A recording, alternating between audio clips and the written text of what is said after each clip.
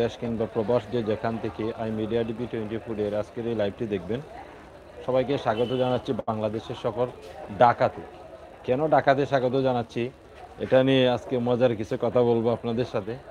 আপনারা কমেন্ট করে অবশ্যই আপনাদের মতামত জানাবেন যে আজকের বিষয়টি কেমন ইন্টারেস্টিং। এটি খুব ইন্টারেস্টিং বিষয়।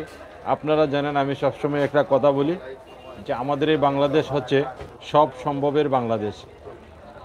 পৃথিবীর অন্য দেশে যেটা সম্ভব না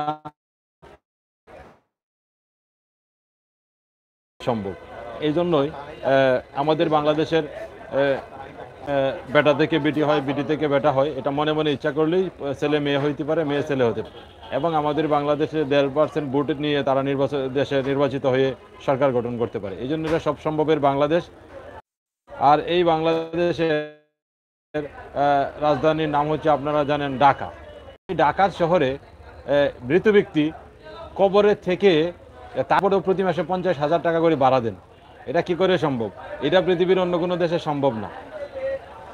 এটা আমি এইটা দেখার পর আমি অবাক হয়েছি। এই জন্য আপনাদেরকে জানানো প্রয়োজন মনে করতেছি যে আমি অনেক সময় স্বপ্ন দেখতাম যে ঢাকা শহরে কোনো সময় আমার একটা বাড়ি হবে বা ঢাকা শহরে আমি কোনো সময় থাকবো। এটা এরকম একটা স্বপ্ন প্রতিটা মানুষের থাকে। যেমন ইন্ডিয়ায় যারা থাকে তারা অনেক সময় স্বপ্ন দেখে যে আমাদের রাজধানী দিল্লিতে, নয়া দিল্লিতে বাড়ি হবে, গাড়ি হবে, এরকম স্বপ্ন দেখে। ঠিক বাংলাদেশের তারা স্বপ্ন দেখে যে ঢাকা শহরে নিজের একটা বাড়ি হবে, গাড়ি হবে, এইরকম। ঠিক প্রতিটা মানুষ চায় যে রাজধানী থাকার জন্য ওইখানে ফেসিলিটি বেশি, সুযোগ সুবিধা বেশি। কিন্তু এই কারণে মৃত ব্যক্তিরা কবরে থেকে থেকে প্রতি মাসে 50,000 টাকা করে ভাড়া দেন।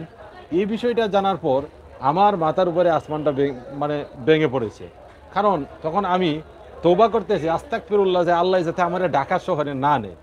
এই জন্য যে আমি যদি ঢাকা শহরের সিটির ভিতরের কোনো কবরস্থানে আমার কবরকে যদি 25 বছর সংরক্ষণ করতে চায় আমার আত্মীয় স্বজন, যে এখানে মোহাম্মদ কুদ্দুস মিয়া মারা গেছে, এটা মোহাম্মদ কুদ্দুস মিয়ার কবর, ব্যক্তি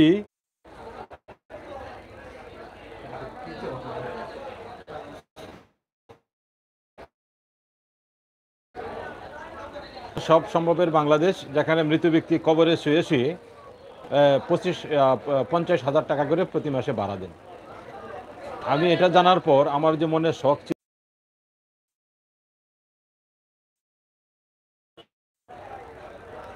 আর আমার আত্মীয় স্বজন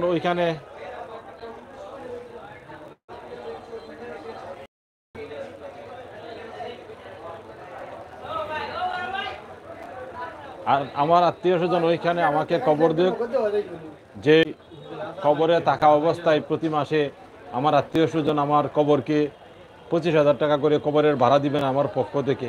আমার পক্ষ থেকে যদি 25,000 টাকা করে কবরের ভাড়া দেওয়া হয় আর আমি যদি কবরে শুয়ে থাকি, তাহলে মৃত ব্যক্তি প্রতি মাসে 50,000 টাকা করে ভাড়া দিল। এই 50,000 টাকা করে প্রতি মাসে ভাড়া দিলে 25 বছরে 1.5 কোটি টাকা হয়। এর মধ্যে আরও আছে, ওই যে প্রতিদিন মৃত ব্যক্তির কবরের উপরে পানি ছিটাবেন, গাছ লাগাবেন, পরিষ্কার পরিচ্ছন্ন রাখবেন, তাদেরকে নাকি আলাদা আবার টাকা দিতে হয়। এ হচ্ছে ঢাকা শহর, যেখানে একজন মৃত ব্যক্তির কবর 25 বছর সংরক্ষণ করতে গেলে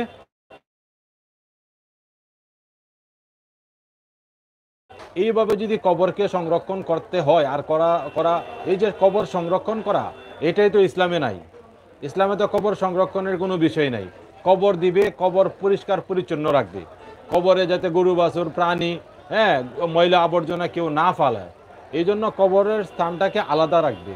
এটা এই কারণে, পরিষ্কার পরিচ্ছন্নতার কারণে সারা কবরের স্থানগুলো যাতে আলাদা থাকে, এই জন্য একটা বাউন্ডারি থাকতে পারে। তারপরে কবরের মধ্যে আলাদা করে পাক্কা করে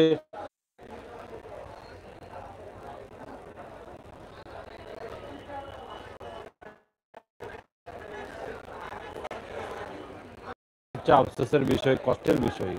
এক সময় যদি পুরোটা বাংলাদেশ এভাবে কবর হয়ে যায়, কবর দিতে দিতে দিতে দিতে যে অবস্থা, সবাই যার যার আত্মীয় স্বজনের কবর সংরক্ষণ করা, এইভাবে যদি কবর সংরক্ষিত হতে থাকে, এক সময় দেখা যাবে পুরোটা বাংলাদেশ কবর হয়ে গেছে। রাস্তাঘাট, আমাদের বিভিন্ন মানুষের বসবাসের যে বাড়ি গাড়ি, দোকানপাট, মার্কেট, সবগুলা ভেঙ্গে শুধু কবর বানাইতে হবে। আর ওইখানে কবর আলাদা আলাদা সংরক্ষণ করতে হবে। তখন একসময় আমাদেরকে বঙ্গোপসাগরে গিয়ে আমরা যারা জীবিত মানুষ থাকবো, কারণ সারাটা দেশ যখন কবর হয়ে যাবে, তখন আমাদের কি করতে হবে, বঙ্গোপসাগরে নৌকা নিয়ে চলে যেতে হবে সবাইকে, কারণ আর বসবাসের জন্য আর জায়গা থাকবে না তখন।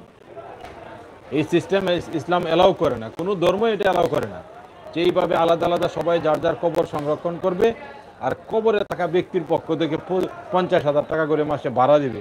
এর চেয়ে জুলুম, এর চেয়ে অনইসলামিক কাজ আর হইতে পারে না। এর চেয়ে জুলুম আর এর চেয়ে অনইসলামিক কাজ হতে পারে না। আমাদের হুজুররা শুধু কবর নিয়ে, মাজার নিয়ে, পীর পূজা নিয়ে পড়ে আছেন, পেট পূজা নিয়ে পড়ে আছেন। এগুলার বিরুদ্ধে কথা বলবেন কখন? কয় হাজার বছর পরে আপনার ঘুম ভাঙবে, আপনি এই অন্যায়ের বিরুদ্ধে কথা বলবেন। এগুলো যে হারাম কাজ, মৃত ব্যক্তির পক্ষ থেকে যে টাকা নেওয়া হচ্ছে 50,000 টাকা করে, 25 বছর পর আর এই কবর সংরক্ষণ না করলে সেখানে অন্য কবর দিয়ে দিবে। তো এই 25 বছর পরে কি থেকে উঠে পালাইয়া মায়ানমার চলে যাবে, নাকি ওই বুশের কাছে আমেরিকা চলে যাবে? তার লাশ তো ওইখানে কঙ্কাল অবস্থায় থাকুক আর মাটির সাথে মিশে থাকুক, যেভাবে থাকুক ওই কবরেই তো থাকবে হাড়গুড়, নাকি? 25 বছর পর ওই কবর সংরক্ষণ না করতে চাইলে শেষ, ওইখানে আবার আরেকজনকে দিয়ে দেওয়া হবে মাটি, তার কাছ থেকে নেওয়া হবে আবার এভাবে টাকা। এইভাবে মৃত ব্যক্তির কাছ থেকে এইভাবে 1.5 কোটি টাকা আদায় করা 25 বছরে, এটা এর চেয়ে বড় জুলুম আর মানে হইতে পারে না। এর চেয়ে বড় জুলুম আর হইতে পারে না। এই জন্য এর বিরুদ্ধে তীব্র নিন্দা জানাচ্ছি। আর যে সমস্ত হুজুররা এই সমস্ত অন্যায়ের বিরুদ্ধে বলতেছেন না, আপনারা যে তাগুতের বান্দা, আল্লাহর বান্দা না, এটাও আমরা বুঝে গেছি।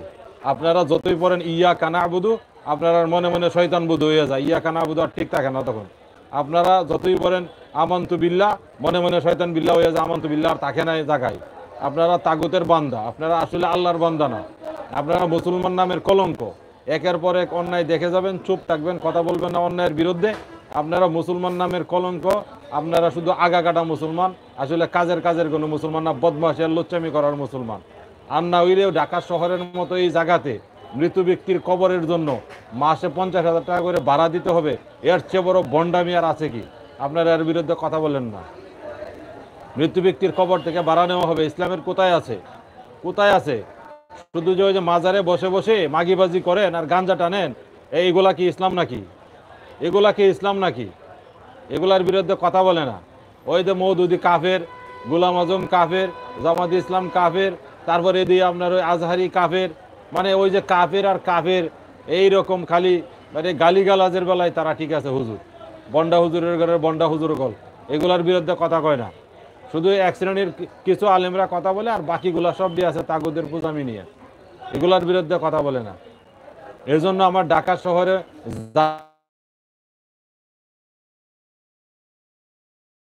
গায়েব হয়ে গেছে।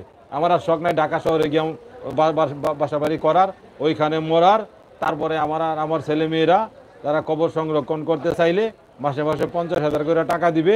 আমি এত বড় কোটিপতি না। ওই যারা অবৈধ টাকার মালিক, ওইরা নিয়ে ওইখানে ঢাকা শহরের কবরে শুয়াইয়া তারপরে ওর কম্বলে দিয়ে মাসে 2 কোটি করে টাকা বাড়ি করেন।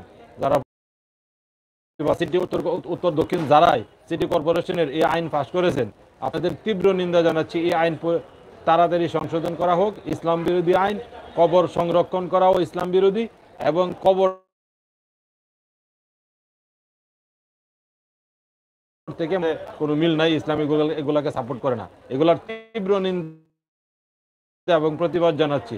আর দরবারি যারা হুজুর আছেন, দরবারি যারা পীর সাহেব আছেন, আপনারা দরবারে বসে বসে গাঞ্জা টানেন, গাঞ্জার পুটলা নিয়ে জান্নাতে ঢুকে যান পরকালে, আমাদের কোনো আপত্তি নাই। এখানে আপনারা থাকেন, ভালো থাকেন।